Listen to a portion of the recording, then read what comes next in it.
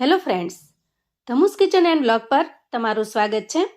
આજે આપણે બનાવીશું એકદમ હેલ્ધી અને ટેસ્ટી, પચવામાં સરળ અને આરોગ્ય માટે સર્વોત્તમ એવી જુવારની ઈડલી. સવારનો નાસ્તો હોય કે બાળકોનું ટિફિન, એકદમ સુપર સ્પોન્જી આ ઈડલી સ્પેશિયલ ચટણી સાથે બનાવશો તો ખાતા પેટ તો ભરાશે પણ મન નહીં ભરાય એવી સ્વાદિષ્ટ લાગે છે. તો ચાલો ઝડપથી રીત જોઈ લઈએ. સૌથી પહેલાં 1 કપ જેટલો જુવારનો લોટ લઈએ. આ જુવારનો લોટ આપણે રોટલા કરવા માટે જે દળાવતા હોઈએ એ લોટ લીધેલો છે. તમે બજારની અંદર જે તૈયાર પેકેટમાં આવે છે એ લોટ પણ લઈ શકો છો. ટૂંકમાં જુવારનો લોટ બહુ જાડો પણ નહીં અને સાવ ઝીણો પણ નહીં, એ રીતે મીડિયમ લેવાનો છે. હવે આપણે એક મિક્સર જાર લઈશું અને એ જારમાં અડધી વાટકી જેટલા લીલા વટાણા ઉમેરીશું. ત્યાર પછી એક મીડિયમ તીખાશવાળા મરચાંને આ રીતે કટ કરી લીધું છે, એને ઉમેરી દઈએ. અને હવે નાના આદુના એક ટુકડાને ઝીણો સમારીને ઉમેરીશું, જેથી પીસવામાં સરળતા રહેશે. થોડી કોથમીર ઉમેરી દઈએ. ત્યાર પછી જારમાં આપણે 2 ચમચી જેટલી સૂજી ઉમેરવાની છે, એટલે કે રવાનો જે મોટો દાણો આવે છે એ ઉમેરીશું. અને પા ગ્લાસ જેટલું પાણી નાખી સરસ રીતે પીસી લઈશું.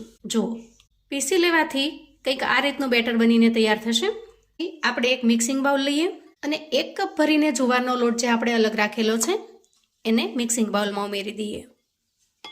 ત્યાર પછી જે બેટર બનાવીને તૈયાર કરેલું છે એ બેટરને ઉમેરી દઈએ. જારની અંદર થોડું પાણી નાખી એના અંદર જે કાંઈ થોડું ઘણું મિશ્રણ રહી ગયું હોય એને પણ આપણે લઈ લેશું, જેથી એ વેસ્ટ ન જાય. અને હવે આ બધી જ વસ્તુને સરસ રીતે મિક્સ કરી લઈએ. અહીંયા મિશ્રણ એકદમ ઘાટું બન્યું છે. આપણે એક મોટી ચમચી ભરી અને એમાં દહીં ઉમેરીશું. દહીંને તમે ફેંટીને પણ ઉમેરી શકો છો અથવા તો આ રીતે સીધું પણ ઉમેરી શકો છો. અને હવે જે કપના માપથી આપણે જુવારનો લોટ લીધેલો છે એ અડધો કપ ભરીને હું પાણી લઉં છું અને થોડું થોડું કરી પાણી આપણે મિશ્રણમાં ઉમેરતા જશું અને સરસ રીતે મિક્સ કરતા જશું. અહીંયા ખાસ એ વાતનો ખ્યાલ રાખવાનો છે કે પાણી થોડું થોડું જ ઉમેરવાનું છે, કેમ કે એકસાથે જો ઉમેરીશું તો બેટર ઢીલું થઈ જશે. હવે જુઓ, અહીંયા મિશ્રણની કન્સિસ્ટન્સી કંઈક આ રીતની બનીને તૈયાર થઈ છે કે જે બહુ ઘાટું પણ નથી અને સાવ ઢીલું પણ નથી. તો આ રીતે ખૂબ સરસ રીતે મિક્સ કર્યા પછી ઢાંકણ ઢાંકી બેટરને 5 મિનિટ માટે રેસ્ટ થવા દઈએ, જેથી જુવારનો લોટ અને થોડી ઘણી જે અંદર સૂજી ઉમેરેલી છે એ સરસ રીતે ફૂલી જાય. હવે જ્યાં સુધીમાં બેટર રેસ્ટ થાય છે ત્યાં સુધીમાં આપણે આજના નાસ્તા માટેની એકદમ ટેસ્ટી એવી ચટણી બનાવી લઈશું. તો એના માટે ગેસ ઓન કરી ગેસ ઉપર એક પેન મૂકીશું અને એમાં અંદાજે થોડું નાના ચમચા જેટલું તેલ લઈશું. હવે તેલ થોડું ગરમ થાય એટલે એક મીડિયમ સાઇઝની ડુંગળીને મેં આ રીતે રફલી ચોપ કરેલી છે એને ઉમેરી દઈએ. અને એ જ રીતે એક મીડિયમ સાઇઝના ટમેટાને મેં આ રીતે રફલી ચોપ કરેલું છે એને પણ ઉમેરી દઈએ અને સરસ રીતે સાંતળી લઈએ. ખાસ કરીને ડુંગળીનું અને ટમેટાનું કાચાપણું દૂર થાય ત્યાં સુધી એને સાંતળી લેવાના, જેથી ચટણીમાં એનો કાચો ટેસ્ટ ન આવે. અહીંયા બંને વસ્તુ સરસ રીતે સતળાઈ ગઈ છે. તો છેલ્લે થોડા મીઠા લીમડાના પાન ઉમેરીશું. ગેસની ફ્લેમને આપણે હવે બંધ કરી દેવાની છે. હવે ટમેટા અને ડુંગળી થોડા ઠંડા થાય ત્યાર પછી એને પીસી લઈશું. અંદાજે 4 થી 5 મિનિટમાં બંને વસ્તુ સરસ રીતે ઠંડી થઈ ગઈ છે. તો હવે આપણે નાનો મિક્સર જાર લઈએ અને ટમેટા અને ડુંગળીને એમાં ટ્રાન્સફર કરી દઈએ. ત્યાર પછી એક કાશ્મીરી લાલ મરચાંને મેં આ રીતે પલાળીને રાખેલું છે. આ મરચું ઉમેરવાથી ટેસ્ટ ખૂબ સરસ આવે છે અને કલર પણ ખૂબ સરસ આવે છે. વળી સ્વાદમાં વધારે પડતું તીખું પણ હોતું નથી. તો આપણે આ પલાળીને તૈયાર કરેલા મરચાંને પણ ઉમેરીશું, જેનાથી ચટણીનો કલર એકદમ મસ્ત બનશે. અને હવે મસાલા કરીશું, જેમાં સૌથી પહેલાં સ્વાદ પ્રમાણે મીઠું ઉમેરીએ, 5 ચમચી જેટલું આખું જીરું ઉમેરીશું અને ઢાંકણ ઢાંકી સરસ રીતે પીસી લઈશું. વાહ, જુઓ, ચટણી એકદમ સરસ લાલ ચટક બનીને તૈયાર થઈ છે અને આ ચટણીનો ટેસ્ટ પણ એકદમ ગજબનો બને છે. ખાસ કરીને કોઈ સાઉથ ઇન્ડિયન ડિશ હોય તો આ ચટણી ખાવાની મજા પડે છે. હવે તૈયાર થયેલી ચટણીને આપણે બાઉલમાં કાઢી લઈએ.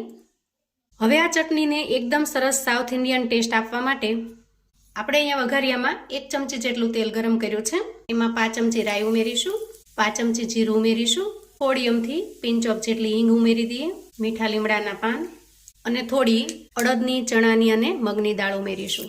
અને વઘાર સરસ રીતે તૈયાર થઈ જાય એટલે આપણે એને ચટણીમાં ઉમેરીશું. તો જુઓ, અહીંયા એકદમ ટેસ્ટી એવી ચટણી બનીને તૈયાર છે.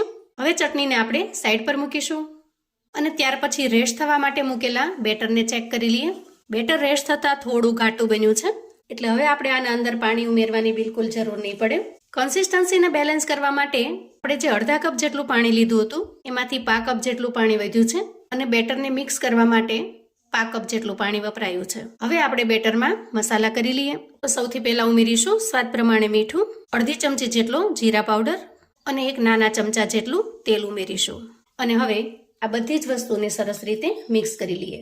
અહીંયા મિશ્રણમાં થોડું તેલ ઉમેરવાથી ઈડલી એકદમ સરસ સોફ્ટ અને જાળીદાર બને છે અને લાંબા સમય સુધી ઈડલી સોફ્ટ બની રહેશે. હવે બધી જ વસ્તુને સરસ રીતે મિક્સ કર્યા પછી આ રીતે આપણે કોઈ મોટું વાસણ લઈશું. અહીંયા તમે સ્ટીમર કે ઢોકળિયાનો પણ ઉપયોગ કરી શકો છો. વાસણની અંદર આપણે આ રીતે સ્ટેન્ડને સેટ કરી દેવાનું છે. તમારી પાસે સ્ટેન્ડ હોય, કાંઠો હોય કે કોઈ પણ જાળી હોય એને તમારે સેટ કરી દેવાની અને ત્યાર પછી એમાં 1.5 ગ્લાસ જેટલું પાણી ઉમેરીશું અને વાસણને ગેસ પર મૂકીશું. જેથી જ્યાં સુધીમાં આપણે ઈડલીને મોલ્ડમાં સેટ કરીએ ત્યાં સુધીમાં પાણી સરસ રીતે ગરમ થઈ જાય. અને હવે આપણે એક ઈડલી સ્ટેન્ડ લઈશું જેના બધા જ બોક્સને આપણે બ્રશની મદદથી ઓઇલથી ગ્રીસ કરી લઈએ. અને હવે ઈનો ફ્રૂટ સોલ્ટ લઈશું અને મિશ્રણમાં ઉમેરી દઈશું. અહીંયા તમે ઈનોની જગ્યાએ ખાવાનો મીઠો સોડા પણ ઉમેરી શકો છો, પણ ઈનોથી રિઝલ્ટ ખૂબ સરસ આવે છે, એકદમ ફ્લફી અને જાળીદાર બને છે. તો થોડું પાણી ઉમેરી ઈનોને આપણે એક્ટિવેટ કરી લઈએ અને સરસ રીતે મિશ્રણમાં મિક્સ કરી દઈએ. હવે ખૂબ સરસ રીતે મિક્સ કર્યા પછી આપણે ઈડલી સ્ટેન્ડ લઈએ અને બેટરને એમાં ટ્રાન્સફર કરીએ અને આ રીતે સેટ કરી દઈએ. ત્યાં સુધીમાં જુઓ, અહીંયા ગેસ ઉપર આપણે જે પાણી ગરમ થવા માટે મૂક્યું હતું એ પણ સરસ રીતે ગરમ થઈ ગયું છે. આ સમયે આપણે ઈડલી સ્ટેન્ડને સેટ કરીશું અને ઉપર ઢાંકણ ઢાંકી કવર કરીશું. ગેસની ફ્લેમને મીડિયમ પર રાખી અંદાજે 10 થી 12 મિનિટ સુધી ઈડલીને સરસ રીતે સ્ટીમ થવા દઈશું. અંદાજે 10 મિનિટ પછી ગેસની ફ્લેમને બંધ કરીશું અને ઢાંકણ ખોલી ઈડલીને ચેક કરી લઈએ. વાહ, જુઓ એકદમ સરસ ફૂલીને ફુગ્ગા જેવી થઈ છે. અને હવે ટૂથપીકની મદદથી ચેક પણ કરી લઈએ. જુઓ એકદમ ચોખ્ખી ટૂથપીક બહાર આવે છે, મતલબ કે ઈડલી ખૂબ સરસ રીતે સ્ટીમ થઈ ગઈ છે. હવે થોડી વાર માટે એને ઠંડી થવા દઈએ અને ત્યાર પછી ડીમોલ્ડ કરીશું. હવે ઈડલી સરસ ઠંડી થઈ ગઈ છે તો આપણે એને ડીમોલ્ડ કરી લઈએ. એકદમ સરસ સોફ્ટ, સ્પોન્જી અને જાળીદાર બને છે. અહીંયા તમે જોઈ શકો છો. તો જુઓ, જુવારની ઈડલી બનીને તૈયાર છે અને આપણે બનાવેલી ચટણી સાથેનો ટેસ્ટ એકદમ ગજબનો લાગે છે. આ ઈડલીને તમે દહીંના ડીપની સાથે અથવા તો આ રીતે કોઈ સાઉથ ઇન્ડિયન ચટણી સાથે પીરસી શકો છો. એટલી ગજબની ટેસ્ટી બને છે કે રવા ચોખાની ઈડલીને પણ તમે ભૂલી જશો. વળી સ્વાસ્થ્ય માટે પણ આ ઈડલી વધારે ફાયદાકારક છે. જો તમે ડાયટિંગ પર છો અથવા તો વેઇટ લોસ કરવા માંગો છો તો પણ આ ઈડલી એના માટે બેસ્ટ ઓપ્શન છે. તો મિત્રો, તમે જો ક્યારેય આ રીતે જુવારની ઈડલી બનાવીને ટ્રાય ન કરી હોય તો એક વખત મારા કહેવાથી પણ ચોક્કસથી બનાવજો. ખરેખર ટેસ્ટમાં તમને એટલી પસંદ આવશે કે રવા ચોખાની ઈડલી બનાવવાનું ભૂલી જશો. બાળકોને લંચ બોક્સ કે ટિફિન બોક્સમાં, સાંજે નાની મોટી હળવી ભૂખમાં અથવા તો સાંજે હળવું ડિનર કરવું છે તો પણ તમે આ બનાવીને તૈયાર કરી શકો છો. ખરેખર હેલ્ધી હોવાની સાથે સાથે ખૂબ જ ટેસ્ટી એવી બને છે. તો મિત્રો, આવું અવનવું જાણવા માટે અને મને સપોર્ટ કરવા માટે ચેનલ પર જો તમે નવા છો તો પ્લીઝ ચેનલને સબસ્ક્રાઇબ કરો. વિડીયો ગમે તો લાઈક અને શેર કરો. મારા સગા સંબંધી મિત્રોને પણ આપણી આજની એકદમ અલગ રીતે બનાવેલી જુવારની ઈડલીની રેસિપી ચોક્કસથી મોકલી આપજો. એ લોકો પણ બનાવીને તૈયાર કરી શકે, એન્જોય કરી શકે અને એના પરિવારને પીરસી શકે.